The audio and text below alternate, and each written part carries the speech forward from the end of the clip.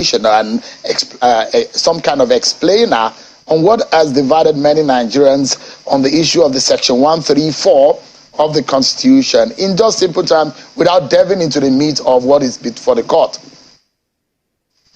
Well, I had expressed an opinion on Section 134 of the Constitution on the 23rd of January this year. That's about a month before the presidential election. On that occasion, I expressed a legal opinion.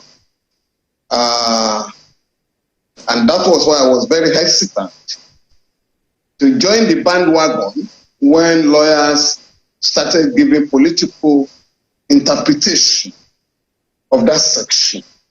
My position this year, in January this year, and I think it was my respected colleague, Olisa Agbakova, that expressed concern and drew the attention of the INEC to Section 134 of the Constitution, and that it might create some problem. And on that occasion, through your medium, I did state that there is no electoral college in Nigeria, and therefore, the votes cast, or recorded in any part of are equal. Section 134 of the Constitution specifically requires a winner of a presidential election to meet certain requirements. The first one is to score the majority of lawful votes, and the second one is the territorial spread. 2/3 majority of the states and the Federal Capital Territory. And since the Federal Capital Territory has been interpreted to be the 37th state in Nigeria for the purpose of the Constitution, I didn't see any controversy at the material time, and that was when I expressed my opinion. But now that it has become a serious legal issue, and the matter is now pending in court, I'm very, very reluctant to speak definitively on this section, because there are decisions of our court on the status of Abuja, 2 judgments of the Court of Appeal and the Supreme Court. There is also the judgment of the Supreme Court on equality of votes recorded in every state in the country. So since these decisions are available to all lawyers in Nigeria, to all my colleagues, I would have expected the debate to be anchored on decided cases, particularly by the Court of Appeal and the Supreme Court. Again, as I said, since the matter is pending in the Court of Appeal already, it has been raised in some of the petitions. To that extent, I'm not expected to express my opinion so that one does not disrespect the court. But as I did say, I'd expressed an opinion when the election had not held, a month to the presidential election. And I stand by my position, which is that Abuja has been interpreted to be the 37th state in it. I can't go beyond that for now, Shane. I know you can. For it's been a lot of controversies, and there's been a lot of division along party lines on the interpretation. Some will say, oh, it comes interpreted. Some say, no, it has been decided by our court. Of course, Section 134 for those who do not have their constitution very close, let me state just concisely what the lawyer, Mr. Falana, just stated now. And because Mr. Falana doesn't want to go deeper into it, you might as well just go onto Channel's YouTube page, and that's channelcvweb.com, and you can also find out for yourself what Mr. Falana said earlier. We are not lawbreakers. We do not want to touch on what the courts are going to be deliberating on. Highest number of votes, and of course, spread to 25% into third of the state of the Federation, plus the AFCT. We'll be hoping and looking forward to what the court will decide on this matter. Perhaps we'll lay that to rest if there's anything that happen. And so, Mr. Falana, I'm not sure a lot of people imagined that the 1979 scenario could play out. For some people have said, this is looking like, it may not be exactly like this. Did you envision that this election might be, for example, we had perhaps the lowest percentage of votes that have been won by anybody that has been declared as president-elect in this country in this election? Did you ever thought that this election was going to turn out like this?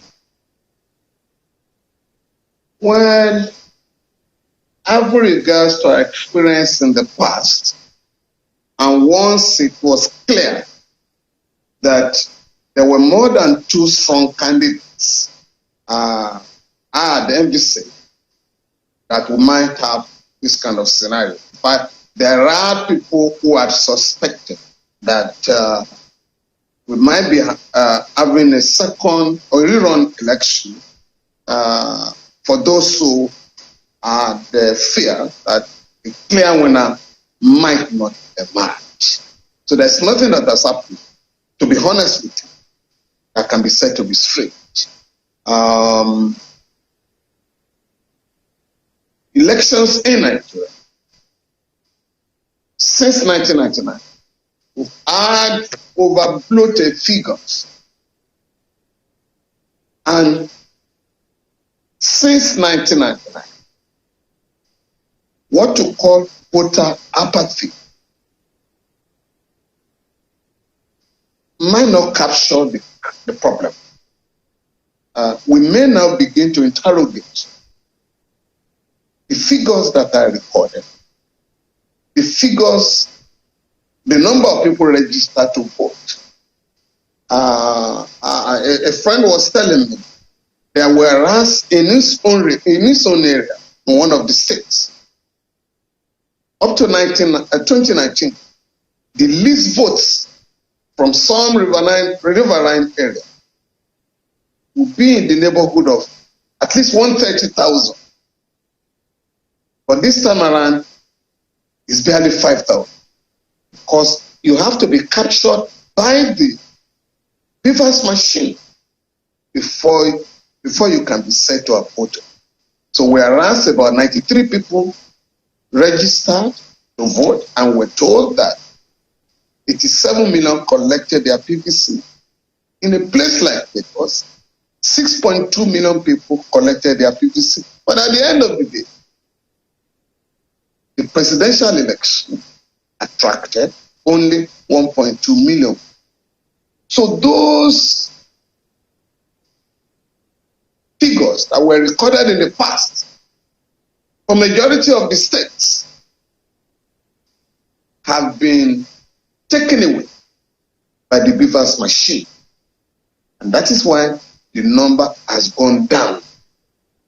Yes, you might have recorded voter apathy in a number of states. But in terms of the presidential election, where it was reported by the media that there was a large turnout, at the end of the day, we're talking about barely 25 million voters. So it is high time, the media, began to examine these figures. And that's my position. All right. So I'm not in any way taken aback. Yeah. Because I have an idea of how some of these figures are generated. And at the end of the day, the number of voters that really show up does not usually add up. All right, let's go. Our elections have always ended in tribunals, and that was why I had once described what goes on in Nigeria as tribunalization of democracy, increasing involvement of our court in elections. It does not happen anywhere in the world. For instance, we had 1,200 pre-election cases, 600 appeals in the Court of Appeal, and about 120 in the Supreme Court. Now, election petitions are being filed. 400 judges, 7 judges have been invited to participate in election petition, to hear election petition cases. And for the next 6 months, the cases in those courts, the cases in the courts manned by those judges will have to be adjourned. Very soon, appeals will arise from the election petition tribunal. Again,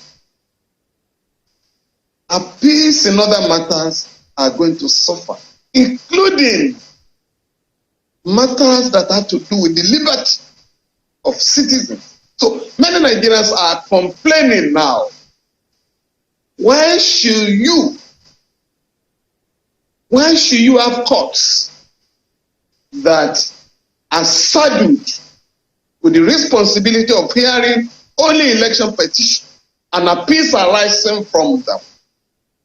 So it requires perhaps a review of the suggestion that one had made before now. We have a pool of retired judges. Why don't we invite them to handle election petitions while the regular courts will settle down and ensure that their work is not disrupted? All right, Mr. Falana, let me jump in quickly. I have a few issues that I'd like you to touch on, but I'd like them to be tackled quickly. There is some worries, though, as we're approaching some of the hearings and the court, especially Presidential Election Tribunal. Do you have confidence, based on what has happened recently in our courts about now the politicking that we've seen in the land and the intensity and the tension that we have seen in the land? What is your biggest fear as far as the integrity of the judiciary is concerned today in respect of these petitions? So I'm not going to join some of my colleagues who are rubbishing the courts. I'm not going. I go to the court on a daily basis. If I have a problem with any court or any judge for that matter, what I'm required to do is to write a petition and submit to the NJC, National Judicial Council. But I cannot, for goodness sake, embark on what I call a fallacy of generalization. Oh, Nigerian courts are bad. Nigerian judges will not dispense justice. For me, once you prepare your case, for me, I don't think there should be any cost. So, I mean, elections have been annulled in Nigeria by our courts. Our courts had ordered rerun elections, even in the case of presidential election. One of them, I think, the case of Buhari and Yaradua and Atiku and Yaradua, the president-elect then escaped narrowly. It was a decision of 4 to 3 justices of the Supreme Court. But that election of 2007, the winner of the election, the late President Umaru Yar'Adua, did say publicly that the election was highly flawed. In some of the states, not less than 5, elections were held, and rerun elections were ordered.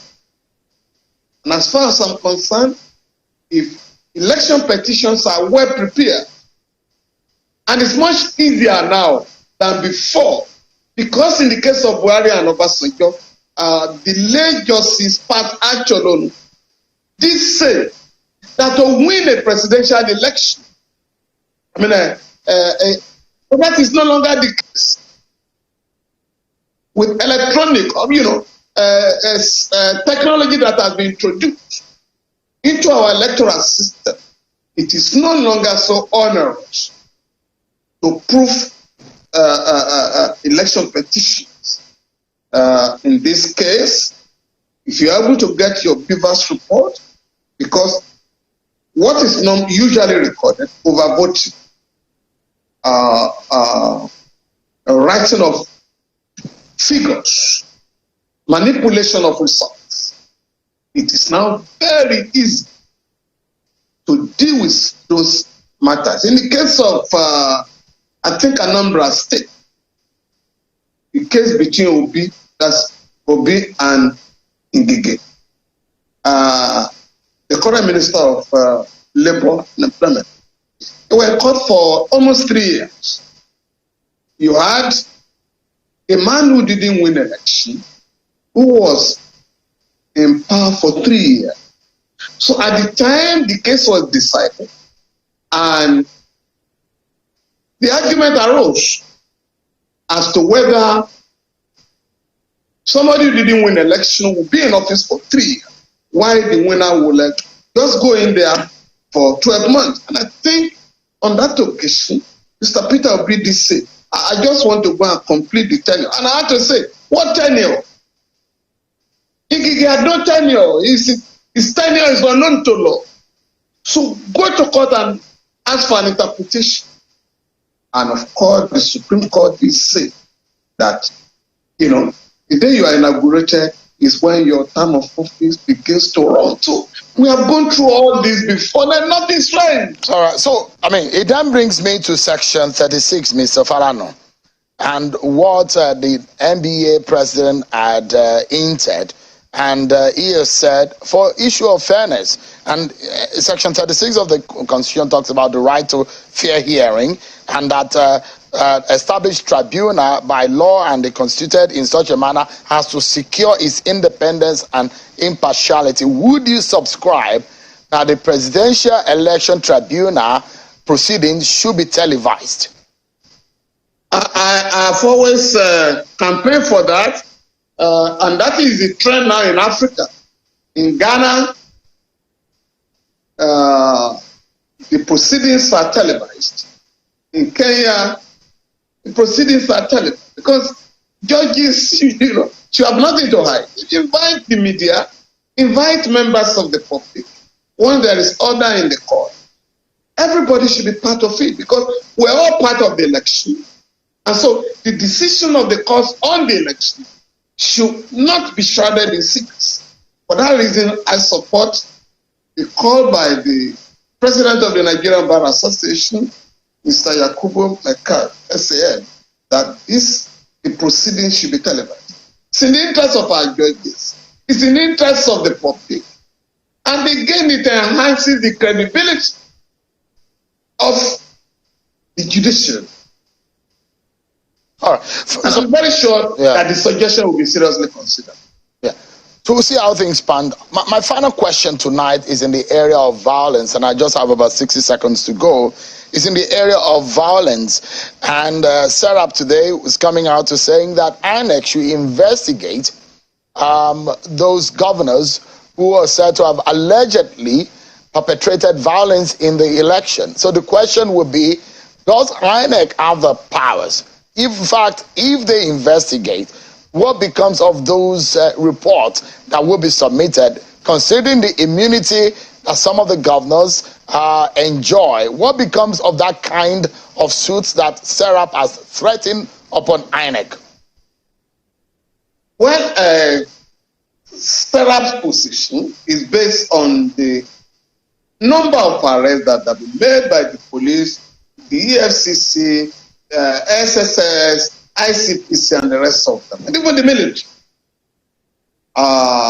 Some were caught distributing money, inducing voters. Some engaged themselves in killing, electoral violence. And I think one of the NGOs had come up with a figure of about 109 people were killed. That was before the governorship election. During the governorship election, more have been added. The governors who are in power are going to lose their immunity in the next couple of months. Now, and they can be pursued thereafter. And that is what is going on in the United States of America, where President Trump is being investigated for interfering with the election in Georgia. So the question of immunity does not arise. INEC is empowered by Section 145 of the Electoral Act 2022 to prosecute electoral offenders. And since INEC says it does not have the power, the facilities